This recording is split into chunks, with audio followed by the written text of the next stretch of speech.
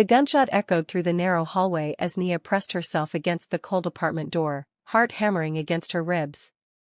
She didn't know the man who'd just killed 3 intruders in the corridor, didn't know why his dark eyes found hers through the chaos with something that looked like recognition, like destiny. Blood stained his expensive suit, but he lowered his weapon slowly, impossibly gentle.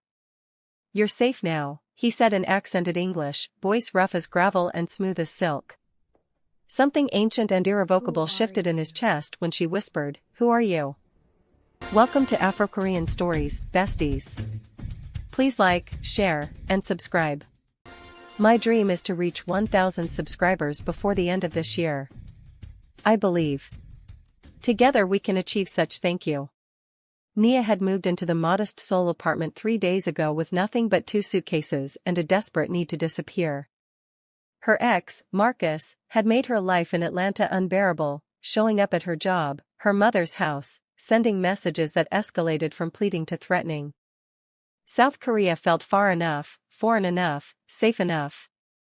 She'd taken a remote position with an international marketing firm, found this building in Gangnam through an expat Facebook group, and convinced herself that 8,000 miles would finally give her peace.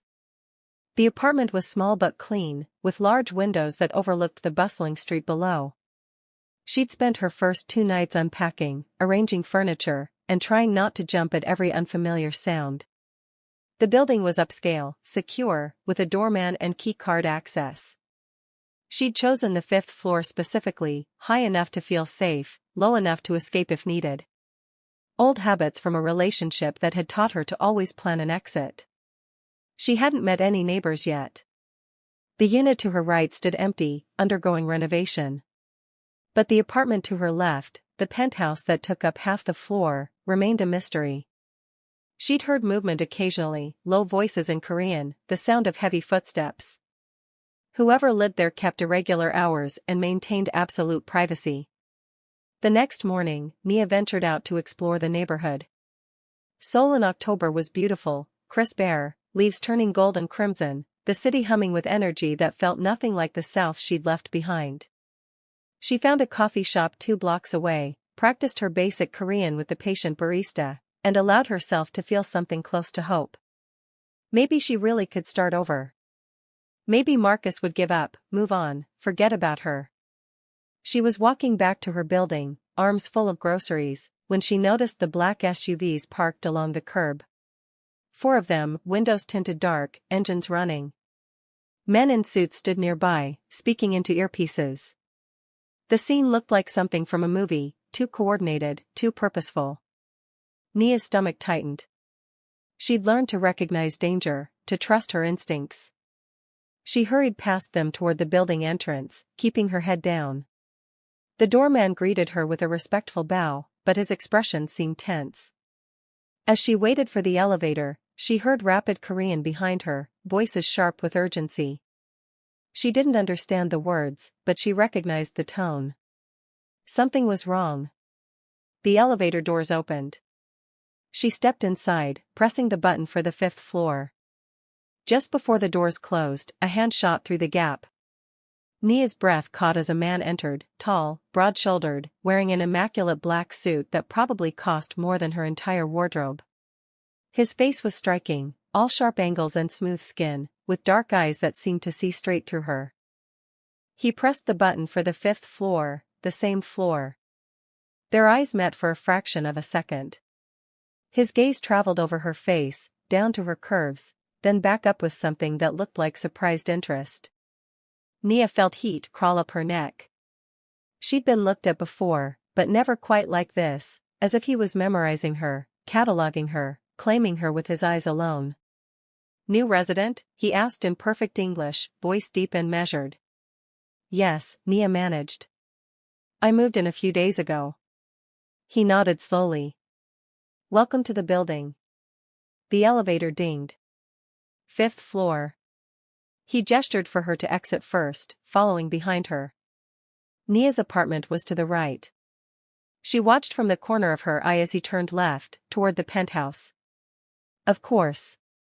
The mysterious neighbor was apparently some kind of wealthy businessman with a security detail that could intimidate a small army. She unlocked her door quickly, slipped inside, and released a breath she hadn't known she was holding. Through the wall, she heard his door close. Then silence. That evening, Nia tried to focus on setting up her home office, but her mind kept drifting to the man in the elevator. There had been something about him, an intensity, a barely restrained power that both frightened and fascinated her. She told herself it didn't matter. She'd come here to hide, to heal, not to get tangled up with mysterious neighbors who traveled with security teams. Later that night, she was jolted awake by sounds from the hallway. Voices, urgent and harsh. Heavy footsteps. She sat up in bed, heart racing, and grabbed her phone. The clock read 2:47 a.m. She crept to her door and looked through the peephole. The hallway was empty, but she could hear something, a struggle, maybe, or an argument. It was coming from the direction of the penthouse. Then, silence. Nia waited, barely breathing. Minutes passed. Nothing. She finally convinced herself it was nothing, perhaps just the sounds of the city she wasn't yet accustomed to, and returned to bed. But sleep came slowly, and when it did, it was filled with uneasy dreams. The following morning, she discovered a gift outside her door, a beautiful orchid in a ceramic pot, with a note written in elegant script, "Welcome to your new home. Your neighbor." No name, no signature beyond that. Nia brought the orchid inside, studying the note.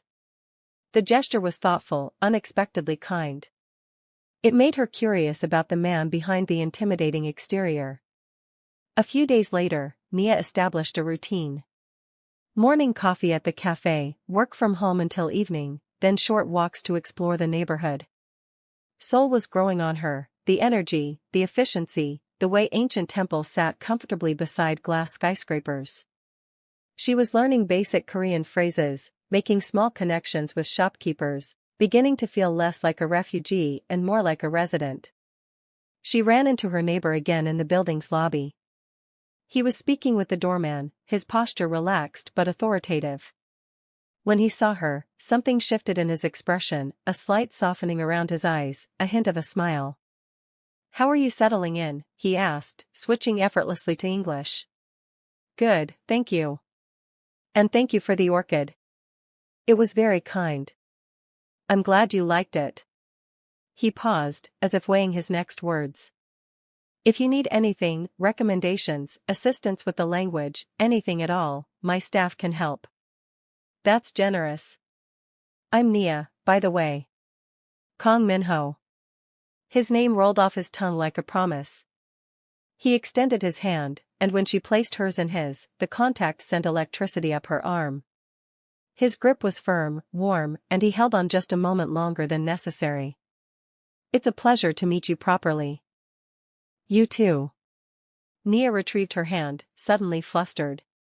Up close, he was even more striking, tall enough that she had to tilt her head back to meet his eyes, with a presence that seemed to fill the entire lobby. There was something dangerous about him, something that whispered warnings she couldn't quite articulate. But there was also something protective in the way he positioned himself slightly between her and the door, as if shielding her from the world outside. It reminded her uncomfortably of Marcus at the beginning, before protection became possession, before love became control. She made an excuse and left quickly, feeling his gaze follow her all the way to the elevator.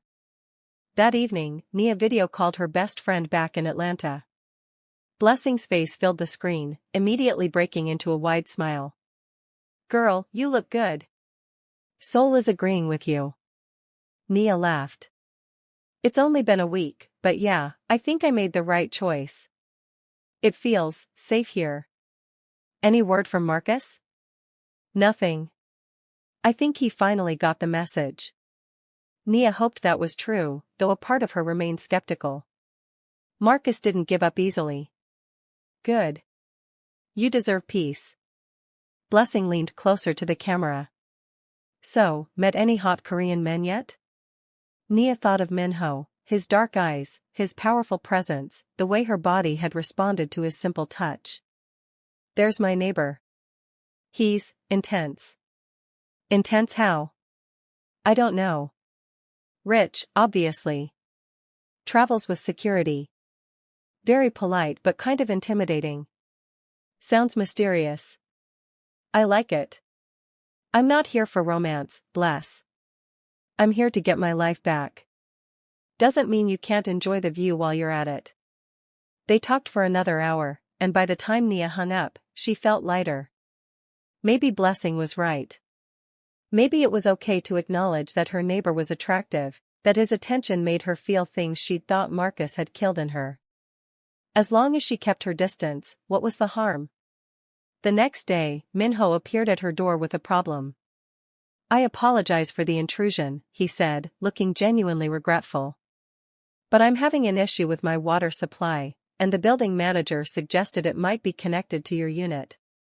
Would you mind if my maintenance person took a look? Of course, come in. Nia stepped aside, suddenly aware that her apartment was a mess, dishes in the sink, work papers scattered across the dining table, laundry basket visible in the bedroom doorway. Minho seemed not to notice. He gestured, and a man in work clothes entered, heading straight for the kitchen. Minho remained in the living room, his presence making the space feel smaller. You've made it comfortable, he observed, taking in her furniture, the photos she'd hung, the plants on the windowsill. I'm trying. It's strange, starting over in a foreign country. What brought you to Seoul? Nia hesitated. She didn't want to share her story, didn't want to expose her vulnerability to this man who already seemed to see too much. Work opportunity. Change of scenery. Minho studied her with those penetrating eyes, and she had the uncomfortable feeling that he knew she was lying, or at least not telling the whole truth. But he simply nodded. Seoul is a good city for new beginnings. The maintenance worker called out something in Korean. Minho responded, then turned back to Nia. It appears the issue is in my unit after all. Thank you for your patience. No problem. He moved toward the door, then paused. Nia, if you ever need anything, and I mean anything, please don't hesitate to ask. We're neighbors. We should look out for each other. There was something in his tone, an underlying intensity that made her pulse quicken. Thank you. That's kind. After he left, Nia stood in her living room for a long moment, trying to understand the strange flutter in her chest. Minho was just being neighborly, she told herself. That was all. The fact that her body reacted to him, that his voice made her skin warm, that she kept replaying their conversations, none of that meant anything. She was still healing. Still learning to trust herself again. The last thing she needed was to develop feelings for a man she barely knew, especially one who carried himself like he owned the world. By the end of the week, Nia had fallen into a comfortable rhythm. Work kept her busy during the day, and she spent evenings exploring nearby neighborhoods, finding favorite restaurants, building a new life piece by piece. She'd been in Seoul 2 weeks now, and Marcus felt like a distant nightmare rather than an immediate threat. She was returning from a late dinner when she noticed the black SUVs again, parked in the same positions as before. This time, there were more of them, 6 total, and more men in suits. The atmosphere felt tense, charged. Nia's instinct screamed at her to go around, to avoid the building entirely, but she lived here. She had every right to enter her own home. She walked past the vehicles quickly, eyes forward. One of the men stepped into her path. Identification, he said in Korean. Nia fumbled for her building key card, showing it to him. He examined it, then her face, then waved her through. She tried not to run to the entrance. The doorman looked stressed. Miss Nia, he said quietly in broken English. Maybe you stay away tonight. Not safe. What's happening? He shook his head, clearly not wanting to say more. Please. Go to friend's house. Come back tomorrow. But Nia didn't have friends in Seoul, didn't have anywhere else to go. And she was tired of running, tired of being afraid, tired of letting men dictate her movements. I'll be fine in my apartment, she said firmly. Thank you for your concern. She took the elevator to the 5th floor, her nerves buzzing with adrenaline. The hallway was empty, quiet. She unlocked her door and slipped inside, engaging both locks and the chain. Whatever was happening with her neighbor's business, it was none of her concern. She'd stay inside, stay safe, and it would all blow over. Nia changed into comfortable clothes and was settling down with a book when she heard it, the unmistakable sound of gunfire. Not in the distance, but close. In the building. Possibly on her floor. She dropped the book, her entire body going cold with terror. More shots. Shouting in Korean. The sound of something heavy hitting the floor. She grabbed her phone, hands shaking so badly she could barely unlock it. Should she call the police? Hide? Run? The sounds of violence were getting closer, right outside her door now. She heard Minho's voice, sharp with authority, giving commands in Korean. More gunshots. Then a body slammed against her door so hard the frame shook. Nia backed away, heart in her throat, phone clutched uselessly in her hand. The sounds continued, fighting, shooting, the organized chaos of violence. She counted at least 3 different men shouting, maybe more. This wasn't a simple security issue. This was a war zone. Then, silence. Heavy, oppressive silence. Nia stood frozen in her living room, barely breathing. Seconds stretched into minutes. She was about to move, to check the peephole, when someone knocked on her door, firm, controlled. Nia. Minho's voice. It's me. Open the door. She approached slowly, looked through the peephole. Minho stood in her hallway, suit jacket gone, white shirt stained with blood. His expression was tense but calm. Behind him, she could see bodies on the floor, 3 men, not moving. Nia, please. We need to make sure you're safe.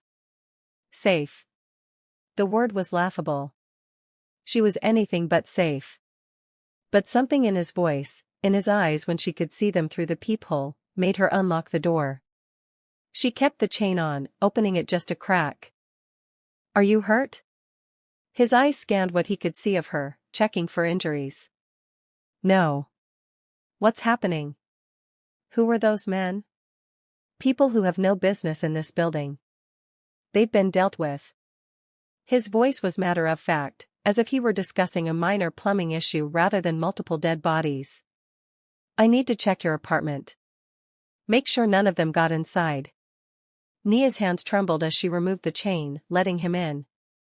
Minho moved through her space with efficient precision, checking windows, closets, even under the bed.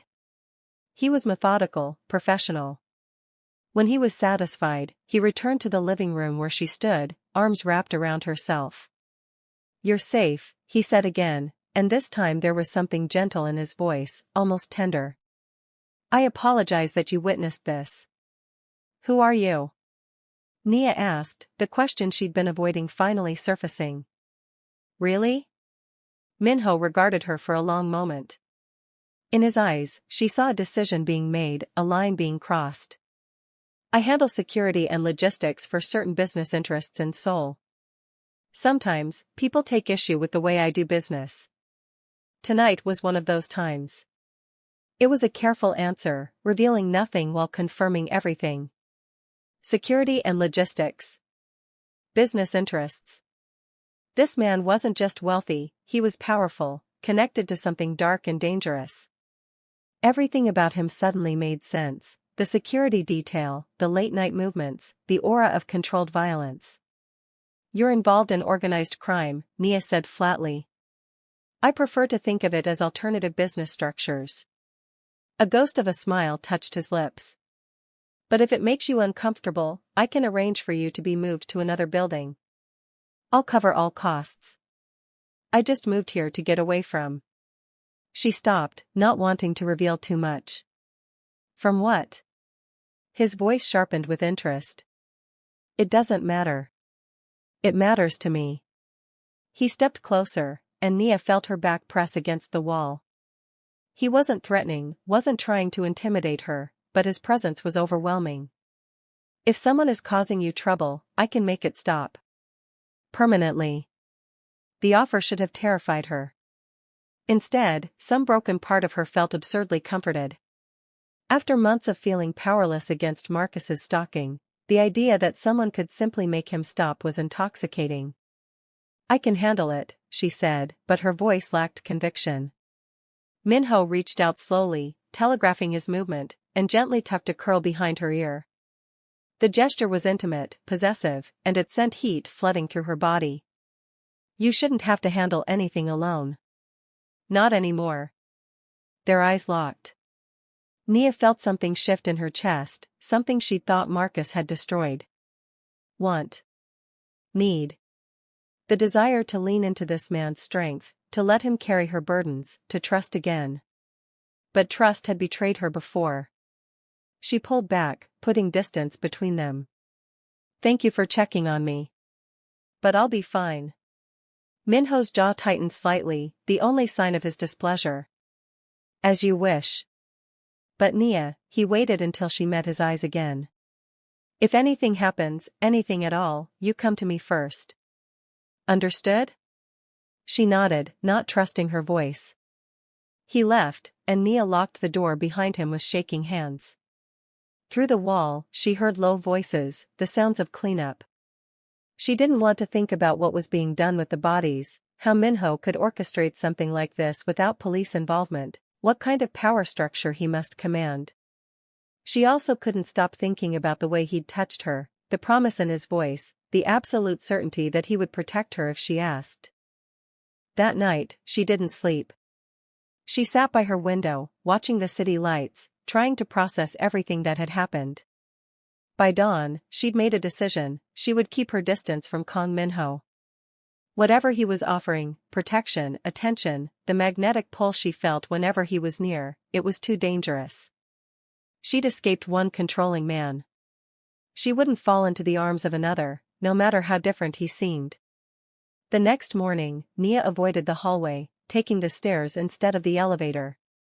She spent the day working from a cafe, returning to her apartment only after dark. The hallway had been cleaned, all evidence of violence erased. If not for the memory burned into her brain, she might have thought she'd imagined it all. A few days later, she ran into Minho in the lobby. He was with two of his men, discussing something in rapid Korean. When he saw her, he immediately excused himself and approached. "You've been avoiding me." "I've been busy with work." "Nia." Her name on his lips felt like a caress. "I understand if what you saw frightened you. But I meant what I said. You're safe in this building. You're safe with me. I didn't ask for your protection." "No," he agreed. "But you have it anyway." She should have been angry, should have told him she didn't need or want his interference. Instead, she felt something warm unfurl in her chest. "Why? You don't even know me." Minho's eyes darkened with an emotion she couldn't name. "I'd like to change that. Have dinner with me." "That's not a good idea." "Why not?" "Because you're dangerous. Because I'm broken. Because I can't trust my judgment when it comes to men. Because when you look at me like that, I forget every lesson I learned the hard way. I'm not looking for anything right now." "Neither am I," he lied smoothly. "Just dinner. Two neighbors getting to know each other. Nothing more." Nia knew she should say no. Every instinct screamed at her to maintain distance, to protect herself. But another part of her, the part that was tired of being afraid, that wanted to feel something besides fear and shame, made her say, "One dinner. As neighbors." The smile that crossed Minho's face was victorious, possessive, and completely devastating. "Tomorrow night. I'll pick you up at 7. The following evening, Nia changed her outfit 3 times before settling on a deep burgundy dress that hugged her curves and fell just above her knees. She told herself it didn't matter what she wore, that this was just a neighborly dinner, nothing more. But her hands shook as she applied lipstick, and her reflection revealed the truth she was trying to hide. She wanted Minho to look at her the way he had that first night, like she was something precious he'd been searching for his entire life. The knock came at exactly 7. Nia opened the door to find Minho in a black suit that probably cost more than her monthly salary, his dark hair styled back, his expression unreadable until his eyes traveled over her body. Then heat flared in those depths, raw and unmistakable. "You're beautiful," he said simply, as if stating an indisputable fact. "Thank you. You look nice too." "Nice." He smiled slightly, offering his arm. "I'll accept that for now." The restaurant was exclusive, the kind of place that didn't advertise and didn't need to. Minho was greeted by name, ushered to a private room with floor-to-ceiling windows overlooking the Han River. Throughout dinner, he was attentive, asking about her life, her interests, her dreams. Nia found herself relaxing, sharing more than she'd intended about her work, her childhood in Atlanta, her love of art and music. "And what brought you to Seoul, really?" Minho asked over dessert. "The truth this time." Nia set down her fork. "I was in a relationship that became unhealthy. He wouldn't let go even after I ended things. I needed distance." Minho's expression darkened. "He hurt you?" "Not physically. But emotionally, psychologically, yes. He made me feel like I couldn't trust myself, like I was always wrong, always overreacting. And then after I left, he wouldn't stop. Showing up everywhere, sending messages, making me feel like I'd never be free of him." "His name?" Minho's voice was lethal, quiet. "It doesn't matter. He's 8,000 miles away. He can't reach me here." "His name, Nia." She met his eyes and saw something that should have frightened her: cold rage, barely controlled violence, the absolute certainty that he would hurt anyone who had hurt her. "Marcus. Marcus Johnson." "But please, I don't want." "I won't do anything you don't want me to do," Minho interrupted gently. "But I need you to understand something. You are under my protection now, whether you asked for it or not. If this Marcus ever tries to contact you again, you tell me immediately. Understood?" Nia should have argued, should have insisted she could handle her own problems. Instead, she felt tears prick her eyes. When was the last time someone had offered to simply stand between her and danger? When had anyone made her feel this safe, this valued? "Why?" she whispered. "Why do you care?" Minho reached across the table, taking her hand in his. His thumb traced circles on her palm, the touch sending electricity up her arm. "From the moment I saw you in that elevator, something changed. I built my life on control, on calculating every move, every risk. But with you, I don't want control. I want chaos. I want to know everything about you. I want to wake up to your face and fall asleep to your voice. I want to destroy anyone who's ever made you feel small or afraid." He paused, his grip tightening slightly. "I want you, Nia. All of you." Her breath caught. "You don't even know me." "Then let me learn. Give me that chance." Every rational part of Nia's brain screamed warnings. This was too fast, too intense, too much like the beginning with Marcus before everything went wrong. But her heart, her traitorous heart, wanted to believe that Minho was different. That his intensity came from devotion rather than possession. That his darkness could keep her safe instead of swallowing her whole. "I'm not ready for a relationship," she said carefully. "I need time to heal, to figure out who I am outside of that trauma. Then I'll wait." Simple, absolute. "But I won't hide how I feel. And I won't let anyone hurt you again." The rest of dinner passed in a haze of conversation and stolen glances. Minho told her about growing up in Seoul, about taking over his father's business interests, about the weight of responsibility and the loneliness of power. He was surprisingly open, vulnerable in a way that felt like a gift. By the time they returned to the building, Nia felt drunk on his attention, on the possibility of something she'd thought was lost to her forever. At her door, Minho cupped her face with both hands, his touch gentle despite the calluses she could feel on his palms. "Thank you for tonight. For trusting me with your story. Thank you for listening." He leaned in slowly, giving her every opportunity to pull away. When his lips brushed her forehead, the gesture was so tender, so careful, that Nia felt something crack open inside her chest. Then he was gone, disappearing into his penthouse, leaving her trembling against her door. The following morning, Nia woke to find a gift outside her door, a first edition of her favorite novel, which she'd mentioned casually during dinner. The note read, "For all the time you need. I'll be here. MH." Over the next 2 weeks, Minho courted her with a patience that both comforted and devastated her. He never pushed for more than she was ready to give, but his presence became a constant in her life. Coffee appeared at her door each morning, always exactly how she liked it. When she mentioned wanting to explore more of Seoul, he arranged for his driver to take her anywhere she wanted to go. When she worked late, dinner would be delivered, never elaborate, just her favorite comfort foods, as if he was learning her needs before she could voice them. They fell into a routine of evening conversations in the hallway between their apartments, sometimes talking for hours about everything and nothing.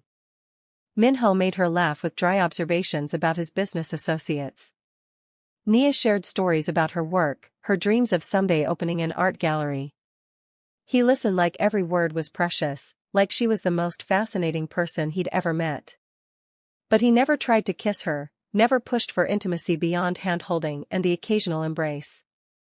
His restraint was maddening and perfect, allowing Nia to slowly lower her walls, to trust again. One evening, 3 weeks after their first dinner, Nia was working at a cafe when a man approached her table. He was Korean, attractive, with a friendly smile. "Excuse me, I hope this isn't too forward, but I noticed you're working in English. Are you visiting Seoul?" "I live here now," Nia said politely. "Just moved a few weeks ago." "Welcome. I'm Jae-sung. I work in international marketing nearby. If you ever want recommendations for places to visit, or just need someone to practice Korean with, I'd be happy to help." He placed his business card on her table. "Maybe we could grab coffee sometime?" It was innocent, friendly, the kind of offer Nia would have appreciated under normal circumstances. But before she could respond, a shadow fell across the table. Minho stood there, his expression pleasant but his eyes deadly. "Nia," he said warmly, as if they'd planned to meet. "I'm sorry I'm late." Jae-sung took one look at Minho's face and paled. "I apologize for intruding. I didn't realize, excuse me." He practically fled. Nia watched him go, then turned to Minho with raised eyebrows. "That was subtle. He was attempting to ask you out." Minho's voice was tight, controlled fury beneath a calm surface. "He was being friendly. He was looking at you like," Minho stopped, jaw clenched. "I don't like other men looking at you like that." "Like what?" "Like they have any right to your attention. Like they could ever deserve you." He sat down across from her, possessiveness radiating from every line of his body. "I know I have no claim on you. I know you need time." But Nia, seeing him approach you, seeing you smile at him, it took everything in me not to make a scene. Nia's heart raced. She should have been angry at his jealousy, at his presumption. Instead, she felt heat pool in her stomach, desire mixing with a sense of being wanted, being claimed. "You can't chase away every man who talks to me. Watch me." No humor in his voice, just absolute certainty. "Minho. I'm trying to be patient. I'm trying to give you space to heal. But my patience has limits, especially when it comes to other men pursuing what's mine. I'm not yours." His eyes locked on hers, dark and intense. "Aren't you? Look me in the eye and tell me you don't feel this thing between us. Tell me you don't think about me the way I think about you, constantly, obsessively, to the point of distraction. Tell me you don't want me the way I want you, and I'll back off. I'll let you go." Nia opened her mouth to say exactly that, to create distance, to protect herself. But the words wouldn't come. Because he was right. She did think about him constantly. She did want him in ways that terrified and thrilled her. And sitting here, seeing the barely restrained hunger in his eyes, feeling the weight of his attention, she realized she was tired of fighting it. "I can't," she whispered. Can't what? Can't tell you I don't want you. Because I do. God help me, I do. Minho stood, rounding the table in 2 strides. He pulled her to her feet, gathering her against him, one hand cupping the back of her head while the other splayed across her lower back. Say it again. I want you. The admission felt like freedom and danger combined. He kissed her then, and it was nothing like the gentle forehead kiss from weeks ago. This was possession, claiming, barely controlled hunger that set her entire body on fire. His mouth moved against hers with devastating skill, taking and giving in equal measure, until Nia forgot where they were, forgot every reason she'd told herself to stay away from him. When they finally broke apart, both breathing hard, Minho pressed his forehead to hers. Come home with me. Please. I need you somewhere safe, somewhere I can. He stopped, shuddering slightly. I need to know you're close. Nia nodded, beyond words. They gathered her things and returned to the building in his car, the driver maintaining professional silence while the air between them crackled with tension. In the elevator, Minho kept one hand on her lower back, possessive and grounding. By the time they reached the 5th floor, Nia's heart was hammering so hard she could barely breathe. Minho unlocked his penthouse, and Nia stepped into a space that was quintessentially him, modern, masculine, with floor-to-ceiling windows and minimalist furniture that somehow felt warm rather than cold. He closed the door behind them, engaging multiple locks, then turned to face her. If you want to leave, tell me now. Because once I have you, Nia, I'm not sure I'll ever be able to let you go. She should have run. Should have protected herself from the intensity in his voice, the promise of obsession in his eyes. Instead, she stepped forward, closing the distance between them, and reached up to touch his face. Then don't let me go. What happened next was a blur of sensations, his mouth on hers, his hands exploring her curves with reverent desperation, her back against the wall and then the soft surface of his bed. They came together with the force of weeks of restrained desire, of longing finally given permission to ignite. Minho touched her like she was sacred, like every inch of her body deserved worship, until Nia forgot every moment of shame Marcus had caused her and remembered what it felt like to be cherished. Later, wrapped in his arms as dawn light filtered through the windows, Nia felt fear creep back in. This had been perfect, overwhelming, everything she'd thought she'd never have again. Which meant it was too good to be true. Minho would wake up, realize she wasn't worth the trouble, and pull away like Marcus had, slowly at first, then all at once, until love became criticism and care became control. She couldn't survive that again. Not from him. Carefully, Nia extracted herself from his embrace. Minho stirred but didn't wake, exhausted from the hours they'd spent tangled together. She dressed quickly, gathering her things, and slipped out of the penthouse. Back in her own apartment, she locked the door and leaned against it, tears streaming down her face. She'd been foolish to think she could have this. Foolish to trust again, to let someone in. Better to end it now, before Minho could hurt her the way Marcus had. Better to be alone than broken again. An hour later, pounding on her door jolted her from her thoughts. Nia. Minho's voice, urgent and rough. Open the door. Now. She wiped her tears, straightened her spine. Go away. Not happening. Open this door, or I'm breaking it down. You can't just. The sound of his fist hitting the door reverberated through her apartment. I will tear this entire building apart to get to you. Don't test me. Nia believed him. She unlocked the door, opening it to find Minho still shirtless, hair disheveled, eyes wild with something that looked like panic. Why did you leave? He demanded, pushing into her apartment. Why would you? He stopped, taking in her tear-stained face. His expression shifted from anger to devastation. You're running from me. I'm protecting myself. From what? From me? Nia, what we shared last night was a mistake, she said, hating herself for the words. This is too fast, too intense. You barely know me. In a few weeks, you'll realize I'm not what you thought I was, and you'll. All what? Minho closed the distance between them, gripping her arms gently. Pull away? Reject you? Make you feel like you're not enough? Understanding flooded his features. He really did a number on you, didn't he? Made you think that's what love looks like, something temporary, conditional, that you have to earn. Isn't it? No. The word was absolute, fierce. What I feel for you isn't going away. It's not dependent on you being perfect or easy or anything other than who you are.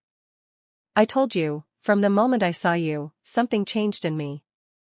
You don't have to believe me yet, but I will spend every day proving it to you. I will show you what it looks like when a man truly commits, truly protects, truly loves. You can't love me. Not yet. It's too soon. Minho's smile was soft, sad. It's not love yet, you're right. It's something more dangerous, it's the promise of love. It's the certainty that I could fall completely, irrevocably, and there would be no coming back from you. But I'm not afraid of that. I embrace it. The question is whether you're brave enough to embrace it too. Nia wanted to believe him. Wanted to think that this time would be different, that Minho's intensity came from devotion rather than the need to control. But fear was a powerful thing, trauma even more so. I need time, she whispered. Space to think. Pain flashed across Minho's face, but he nodded. Then I'll give you that. But Nia, I'm not going anywhere. I'm not leaving you. And when you're ready, when you've had enough space and time, I'll still be here. Right next door. Waiting for you. He left, and Nia collapsed on her couch, sobbing. She'd thought she was protecting herself, but all she felt was empty, hollow, like she'd just thrown away the best thing that had ever happened to her. The next few days were torture. Nia buried herself in work, avoiding the hallway, ignoring the coffee that still appeared at her door each morning. Minho respected her request for space, but she could feel his presence through the wall, could hear him moving around his penthouse at odd hours, as if he couldn't sleep either. On the fourth day, Blessing video called. One look at Nia's face, and she knew something was wrong. What happened? Did Marcus find you? No. Nothing like that. Nia explained everything, Minho, their connection, the night they'd shared, her panic and retreat. Blessing listened without interruption, then sighed. Girl, you're self-sabotaging. I'm being smart. Protecting myself. You're letting Marcus win. You're letting him steal your future because you're too afraid to trust that this man might be different. Blessing leaned closer to the camera. Nia, I know you're scared. You have every right to be. But from everything you've told me, Minho hasn't done anything Marcus would have done. He's been patient. He's respected your boundaries. He's worshipped you instead of trying to change you. At some point, you have to decide if you're going to let the past define your future. The words hit like a physical blow. Blessing was right.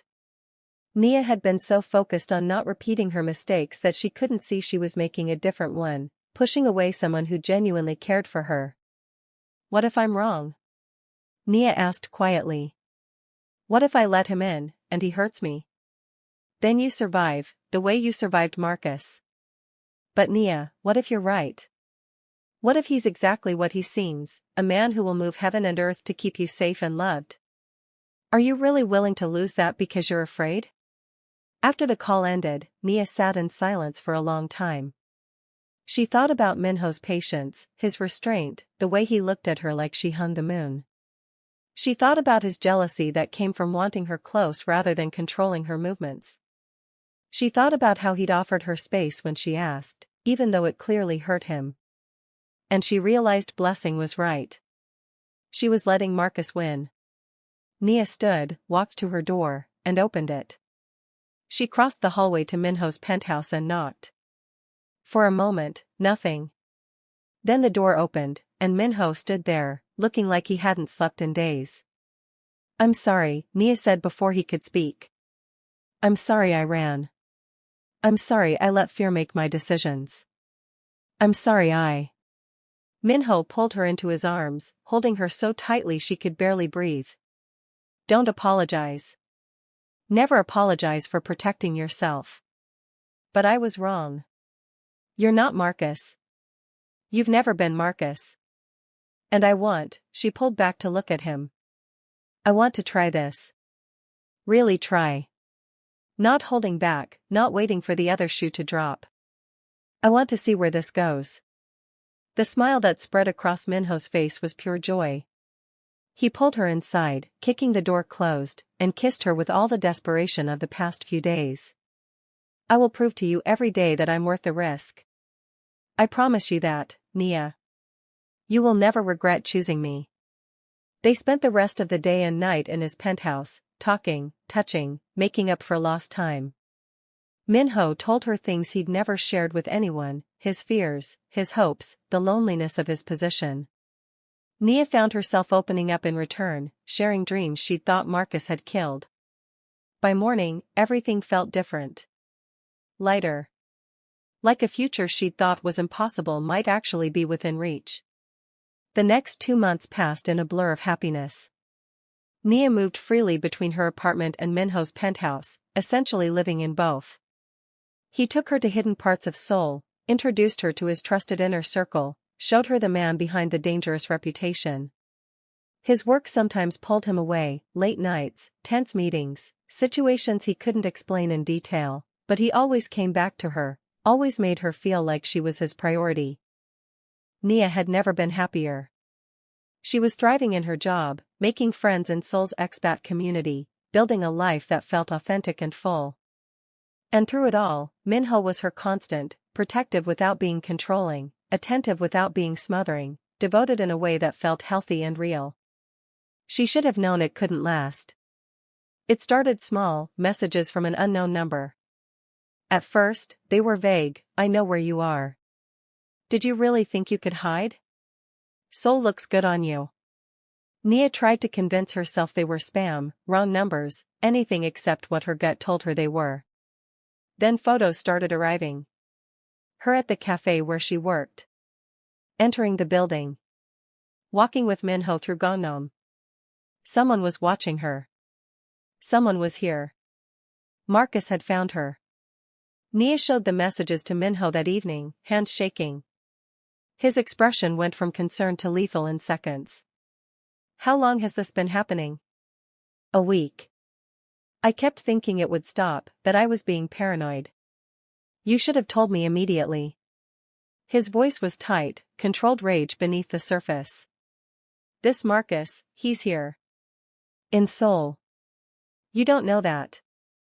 These photos were taken in the past few days. He's here, and he's watching you. Minho pulled her close, his arms forming a protective cage around her. He's not getting near you. I promise you that. The next day, Minho's security detail doubled. Men in suits appeared everywhere Nia went, subtle but present. Minho insisted she stay in his penthouse rather than her own apartment, and Nia didn't argue. The sense of being watched, of Marcus closing in, made her skin crawl. 3 days later, Minho came home earlier than expected, his expression grim. We found him. Marcus Johnson, staying at a hotel in Itaewon. My men are watching him. What do we do? I'm going to have a conversation with him.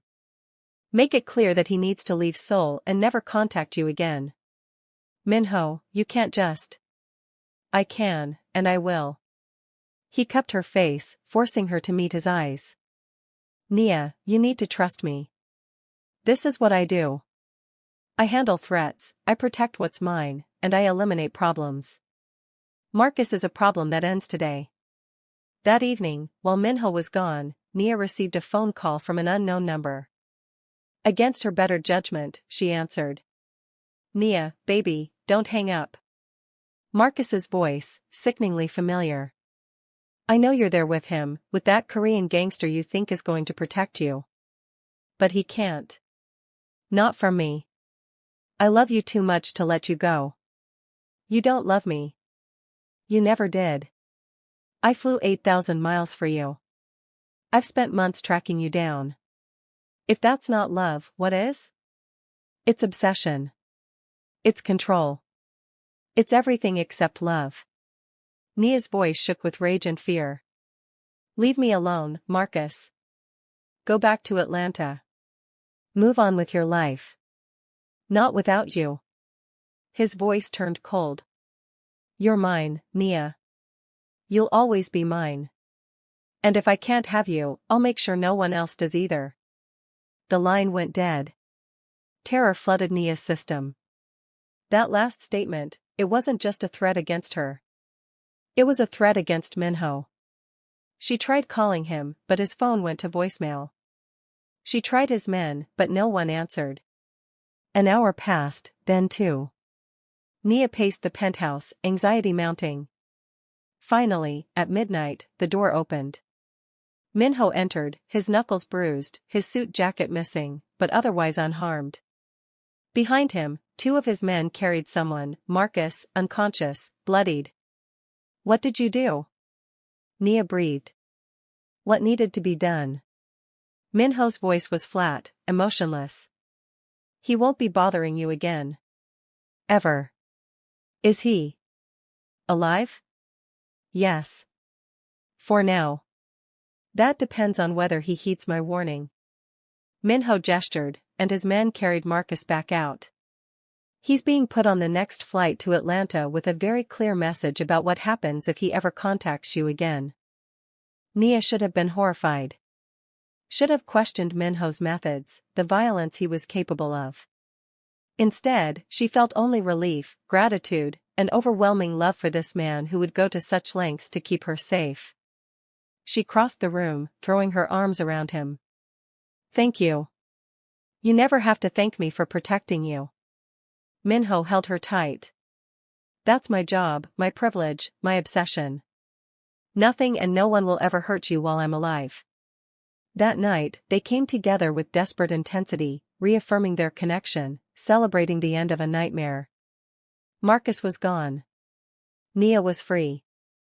And in Minho's arms, she finally felt like she could breathe. The following week, Minho asked her to move into the penthouse permanently. Nia agreed without hesitation. Her small apartment sat empty while she brought her things to his space, making it theirs. They fell into a domestic rhythm that felt natural, right? Morning coffee together, dinners where Minho cooked traditional Korean dishes and Nia taught him Southern soul food recipes, evenings spent talking about everything and nothing. 3 months after Marcus's visit, Minho took Nia to a private beach outside Seoul. They watched the sunset together, his arms wrapped around her from behind. I love you, he said suddenly. I know it's been fast, I know we've had an unconventional start, but I love you, Nia. Completely, irrevocably, forever. Tears streamed down Nia's face. I love you too. God, I love you so much. Minho turned her to face him, then dropped to one knee. He pulled out a velvet box, opening it to reveal a stunning diamond ring. Then marry me. Let me spend the rest of my life proving that you made the right choice and trusting me. Let me give you the life, the love, the safety you deserve. Marry me, Nia. Yes. The word came out as a sob. Yes, 1,000 times yes. He slipped the ring on her finger, then stood and kissed her deeply. You're mine now. Officially, irrevocably mine. And you're mine. Always. They married 3 months later in a small ceremony attended by Minho's inner circle and Nia's closest friends who flew in from Atlanta. Blessing served as maid of honor, crying through the entire ceremony. Minho's vows were simple but devastating. I will love you until my last breath. I will protect you against all threats. I will spend every day earning the trust you've given me. You are my heart, my home, my reason for everything. Their life together settled into something beautiful. Minho gradually pulled back from the more dangerous aspects of his business, transitioning to legitimate enterprises. He said it was because he wanted to build a safe future for their family. Nia launched the art gallery she'd dreamed of, with Minho as her silent partner, and watched it flourish beyond her wildest expectations.